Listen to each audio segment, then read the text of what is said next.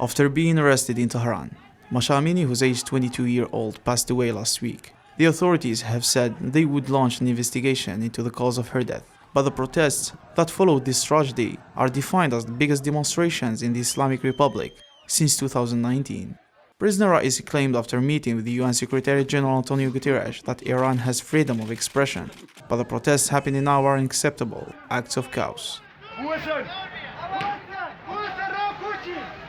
Meanwhile, the United Nations Secretary General Antonio Guterres pleaded with the Iranian security forces not to retaliate with unnecessary or unequal force against demonstrators. We call on security forces to refrain from using unnecessary and disproportionate force and appeal to all to exercise restraint to avoid further escalation. And I would add, we call on the authorities to respect the rights and freedom of expression, peaceful assembly and association.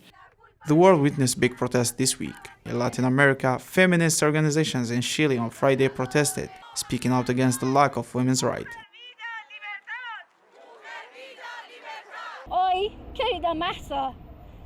From Chile, we're very far from Iran, but in this international struggle, we have learned to recognize ourselves as friends, sisters and comrades with all the women who are rising up in the world. Hundreds in the United States, Germany, Canada and Greece gathered the streets, embassies of Iran and department of the UN to protest against the Iranian government after this shocking incident.